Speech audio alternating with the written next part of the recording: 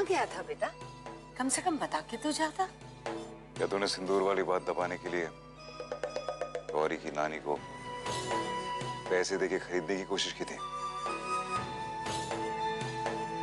बेटा, जो खुद ही बिकाऊ हो उसे किसी को खरीदने की क्या जरूरत पड़ेगी भला? मैंने उससे बात करके समझाने की कितनी कोशिश की, लेकिन उसने साफ साफ कह दिया कि आज के बाद उसके पूरे परिवार का खर्चा जिंदगी भर हम उठाएंगे। इतने पैसे मैंने तो उन्हें दुगने दिए थे। नानी पैसे लेके जाती है और नातिन आधे पैसे लौटाकर इज्जतदार होने का दावा करती है। देख बेटा,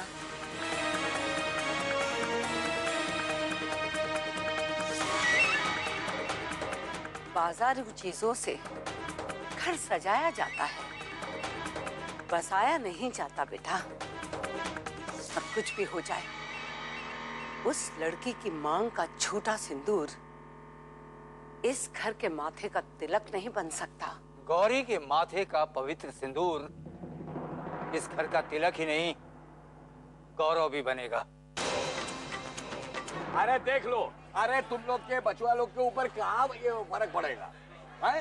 देखी फोटो, अच्छा लगता है क्या? गली मोहल्ले में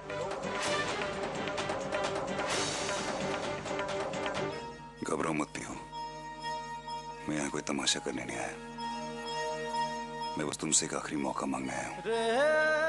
आई थिंक कल जो हुआ उसके बाद ना तो कुछ कहने के लिए बचा है और ना कुछ सुनने के लिए। तुम्हारी नई नई शादी हुई है, जाके अपनी पत्नी से बात करो।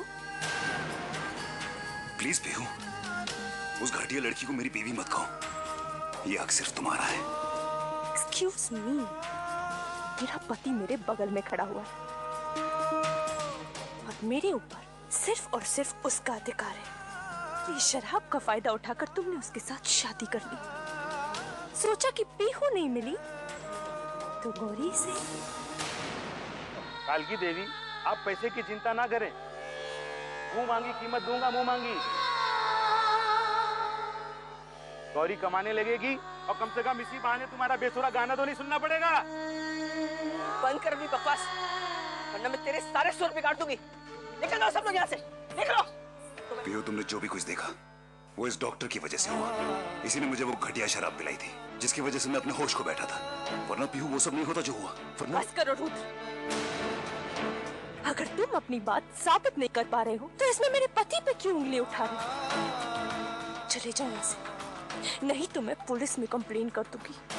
कह दूंगी कि तुम एक शादीशुदा लड़की के साथ बदतमीजी करने की कोशिश कर रहे हो। हरामखोर कमीनी कहेगी। कौन बदतमीज बात कर रहा है? मैं बोल रही हूँ, मैं तेरी माँ।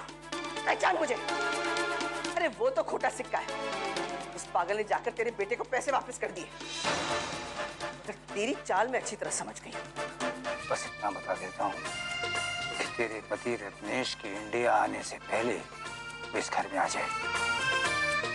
हाँ, तो मैं कह रही थी कि ससुर जी को हमें रोकना ही होगा।